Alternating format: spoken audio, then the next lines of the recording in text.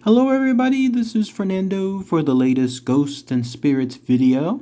Well, I thought I would do a nice follow-up for my stay there at Fort Concho in San Angelo, Texas. First off, thank you to everyone who was able to join me for the live streams and then saw some of those live streams afterwards. Thank you also for everyone who joined me for the special Q&A that I did within one of the haunted rooms. So I wanted to do this follow-up video because later on, first, I'm going to showcase a lot of shorts, a lot of quick videos that I did within the Haunted Officers Quarters #1 located there in Fort Concho. But for the very first time ever, I actually had to run out of a ghost investigation, and that's because of the very almost eerie feeling that I kept getting from within that place. First time that's ever happened to me, and I'll showcase that again on some of the shorts later on. But I wanted to give a little preview of it here and then give an explanation as to what occurred on my stay there and why essentially I had to run out. So you're looking at it now, at least with regards to what I believe is the apex of all the hauntings, and it has to do with this. It's about the ghost girl Edie and her hauntings that are there within the officers' quarters #1 at Fort Concho. So let's go ahead and let's talk about all that information here, and I'll try to provide as much detail as possible. To begin with, I actually had been to Fort Concho before, not only for a quick tour, but also for gathering my own ghost hunt investigation. In fact, Fort Concho has a very close and dear place to my heart because it was the very first place I started doing all of my ghost hunts. This was back in 2016. It all started from the origin where I did a video talking about Fort Concho. It was a suggestion by someone here on the YouTube channel. And then eventually I thought to myself, why not? Why not actually do my own ghost hunts on my own, just drive out to these locations? And the first one that I picked was one that I had recently talked about at that time, which was Fort Concho. So I'm going to include the links for it below in case you haven't seen those two previous videos. One of them is my first one chronicling the hauntings there at Fort Concho, and then the other one is my first ghost hunt ever there at Fort Concho as well. But finally, 5 years later, I decided to stay at that place. I actually decided to stay at Fort Concho. I didn't realize until this entire time that they have a place, almost like a B&B that you can stay at, that's called the Officers' Quarters #1. In fact, you're looking at a picture of it here. You would basically have to go there to the location of Fort Concho, and then on the right-hand side, you'll see a bunch of lovely houses, old houses, all of them straight from the 1800s during the original time of the fort. And then the one that's on the very far right towards the corner, hugging the closest area to the street, that's essentially Officers' Quarter #1. That's the one that you can rent out, and I highly recommend to do so if you're a ghost hunter, because absolutely you're going to encounter some amazing stuff there. But I went in blind. I went in blind purposely because I didn't want any other information to essentially gear me, or the term is called confirmation bias, to make me think that that's exactly what it should be. Like if I heard something unusual or saw something unusual, I didn't want any known facts at all of the inside of that building because I wanted to find that information out for myself. What could be eerie? What could be a spooky location? What's the kind of stuff that's setting off red flags and making me feel unsettled? That kind of stuff. And so immediately when I walked in to the Officers' Quarter #1 for the very first time, that's when out of the blue, because there's 2 floors, immediately what drew my attention was the staircase. That was one. In the other area, which was by the kitchen, there was a kitchen area that was a little bit off to the side. It had its own full-blown kitchen. And then the third area was upstairs. Those are the 3 places that caused me to give pause. Like I realized if there's going to be hauntings, and the sense I'm getting, it's going to be right there. That's how strong the indication was. And it was true. Lo and behold, it was absolutely true. I visited throughout multiple parts of the house. You saw those on the live streams. You're going to see more of those on those shorts when I start posting them later on. But yes, those are the 3 places that ended up being the real deal. In fact, you saw in one of my live streams, the staircase, whenever I was pointing my camera upwards towards it, it blackened out for very briefly. Like it was something like almost like a shadow passed by the area. This was a brightly lit corridor. Like there was chandelier, if you could call it that, with some bright lights right next to the staircase. And yet my camera dimmed, like it dimmed and almost blacked out when I was pointing upwards. I knew something is there, but I didn't know what. Again, because I didn't have any information on purpose beforehand. And then in the kitchen area, later on, I heard while I was in the bedroom from another area in the house, in the kitchen area, I heard the sounds as if, imagine if there was a box with kitchen utensils and kitchen plates, like if somebody was taking out those utensils. Imagine that. That's what I had heard from the bedroom area. It absolutely sounded like somebody was mixing things up there within the kitchen area, and clearly I was the only one by itself. Like I was by myself the whole time period. Nobody else should have been in there. All the doors were locked. Nobody could have entered without me being aware of it, even through a window or anything like that. This is an old house, so it would absolutely set off anything as far as sounds and rickety noises if somebody is walking around or moving about. But no, I heard that sound coming from the kitchen area. And then when I went to go take a look, it had stopped by them and there was nothing indicating that anything had moved. So again, staircase, kitchen area. The third spot was the bedroom all throughout the night. And then eventually this is what caused me to go out and leave the place. All throughout the night, at least on 4 separate occasions, I had heard the telltale sign of footsteps happening within one of the bedrooms. And there weren't footsteps like people running about. It was almost like 2 or 3 steps at a time, and then it would stop. Something was causing those footsteps in the upper bedroom area.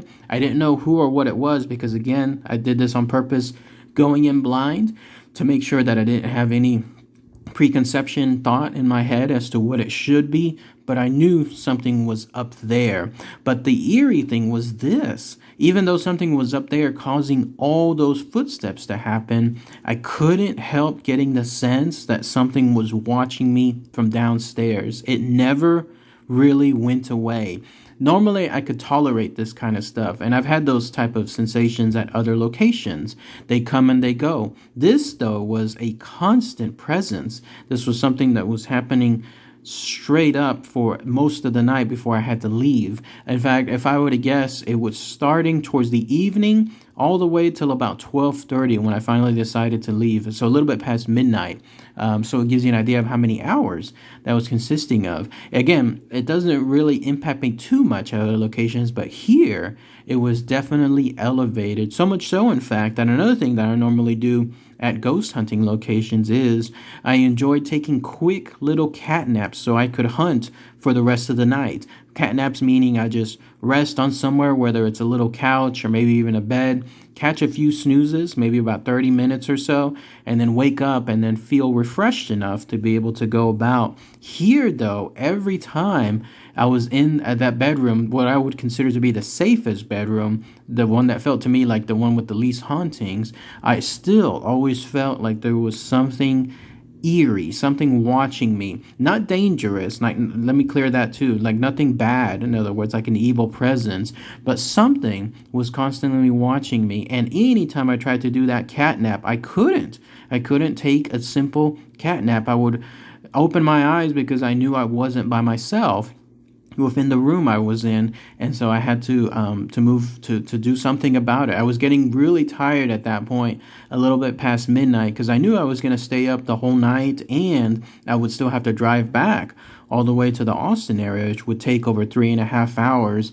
So after this was happening for a good set of time, again, several hours, and realizing that this would just continue throughout the whole night, I finally decided I had to get up and leave. I had to actually leave the Fort Concho place itself, and that's because of the strong presence of being watched. And so I decided to get up, I went to my car, and then I drove to a nearby hotel just to essentially park in an area there in the parking lot, and then I slept within the car as much as I could when it comes to my little quick cat naps. I had never had to do that before. That was astounding to me. That's how much presence of a ghost there is within Fort Concho. Again, I highly recommend it if you want to have that type of experience, like when it comes to having a ghostly presence.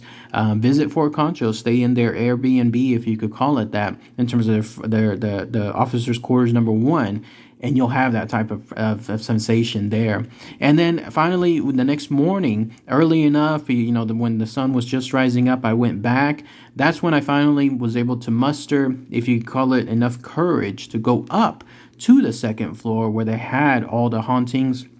And then that's when I was able to do some more quick videos and investigations, but not during the nighttime. I thought if I knew if I went up there during the nighttime, I thought to myself, I'm going to see something, and that something is either going to be really good or really bad. And I didn't want to take that chance. And so that's why I didn't go up there, at least during the nighttime. I didn't even place my cameras up there. Normally I have my little mini cameras, and then maybe even my night vision camcorder up there too. But no, in this case, the hauntings were so much that I didn't want to do any of that. And so that was the first time ever. That's what I wanted to reveal in this update here. Fort Concho was the first place ever that caused me to leave to then come back because I couldn't stay the whole night. Now, we did, in another investigation, the ghost hunting group I'm in called Spectre, we did leave another area before, and this was at the Yoakum Hospital in Yoakum, Texas. We left that area because of an evil presence. This, though, is different. This was something where it wasn't bad, but it was something that was constant, just so much consistency. And then I finally had to leave. So that was the very first time I had ever done that. And then finally I decided, you know what, I'm going to do some research. Let me find out exactly what's causing all the heebie-jeebies when it comes to this ghostly sensation. What's causing it? And it turns out something that actually made me quite sad. And I'll explain that here right now, what that means. It turns out that there is one ghost that's there at the officer's quarter number 1. And in fact, you're looking at her now. It turns out it's the ghost of a young girl named Edie. She was someone, or her full name was Edith. She was someone that lived there, right in that house, officer's quarter number 1. She lived there growing up because her family was an officer. Her dad was an officer there. They lived in that house specifically. But tragically, as she was growing up, and she was someone that was known to be carefree, always happy, trying to make people smile, and so on. Tragically, though, when she was 13, she got typhoid fever. Can you believe that? She actually had that fever that caused so many deaths way back when. And very unfortunately for her, she was just someone else that ended up passing away because of that horrible fever. So she caught that fever somewhere there at the fort, and then she died within the upper bedroom, the same area again where I had heard all the actual hauntings in terms of the footsteps, and then also what I surmised was something that caused my camera to black out for a second. I believe that was her. That was her. It suddenly made so much sense. And then as far as the constant presence of being watched, that's what made me to believe that that was her now. That makes me sad because the way it figures for me is she's probably there forever trapped within that house. This is someone that for whatever reason cannot leave the officer's quarter number 1. Even though she's buried at a completely different location, she actually still houses in spirit form that house. So she's trapped there. She can't leave it. And she's a young little girl. So you could just imagine like how much loneliness she has within that household. Like she wants companionship. I imagine that anytime someone comes over to stay at that house, like whether it's, me, in other words, like ghost hunters that come, or I've read about other people that just go there for the history, not knowing any idea at all that it has to do with ghost hunts as well. She comes out, like she makes her presence known. She's almost like giddy and happy when it comes to finally having someone to interact with. The people that have seen her have stated, and this was again only after I did all my other research and read about this, that I learned about what she does. They stated that whenever they come across her on the second floor, she's there just playing jacks. Like she's playing the classic old-timer game of jacks, nonchalantly doing so in a happy way. Like she's not doing anything bad. She's not causing any negative presence. She just happens to be there playing jacks, and she'll acknowledge the people that come out and see her. Like they'll see her in full form. She'll look like a real little girl playing with a set of toys. She'll look at them, she'll smile at them, and then she'll go back to playing jacks. You can tell that she's happy, in other words, that someone is able to see her. That made me sad because here I was thinking that it was probably some really scary ghost that was causing me to drive out, to get out of that place, thinking it could have been like another encounter there in the Yoakum Hospital. And no, as it turns out, it was a little girl who just wanted companionship. Who knows when was the last time somebody was staying there, but here she was finally seeing me there, and then there I was leaving her by herself. And again, that made me kind of sad afterward. Had I known all of this info beforehand, I definitely would have stayed. I would have gone up there knowing it would have been safe, in other words, in terms of it not being a bad spirit, and I probably would have chronicled her, maybe gotten some evidence. But that's what happens when you go in blind. There's a chance, again, that I don't want to be biased in terms of leaning towards certain evidence. I want to find it on my own, and I did find the evidence. I found the hotspots that are tied exactly to her. She's known to frequent that stairwell, and she's known to frequent the bedroom. I don't know who does the kitchen area. That might be her too. But either way, though, those are the two hotspots that I had come across initially as thinking those are going to be the haunted places, and I was right. So now she's still there, and even though I was away, it was a little sad to be able to realize that it was her the entire time period. But it won't be too long. I'm going to go back later on, now that I know it's safe. I'm going to try to go back next year, and then this time I'm going to make sure that I'll be able to interact with her. I'll try to bring my ghost hunting group there as well with Spectre, and then try to see if we can communicate with this poor lost little girl who, again, is forever trapped within that house and roams about it to this very day. It's eerie. It was very eerie for me to stay there at the time, not knowing what it was and having all this stuff happen. And now that I realize what it is, it takes things down to a whole other level. It definitely makes things feel more calmer, more comfortable when it comes to those ghostly experiences. All this time, it was actually just her trying to get my attention, trying to make sure that she could interact with me. And here I was just almost scared because of everything that was happening and the constant feeling of being watched. But otherwise, just wanted to provide that quick update when it comes to Fort Concho. Be on the lookout, everyone, for my upcoming shorts. It's going to be playing out probably through the next weeks, months, and so on. And it'll include some of the investigations within that location. And I'll be back soon. I'll be doing some more live streams from there.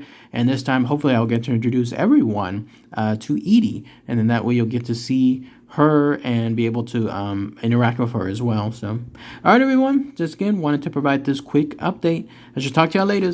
Take care. Bye.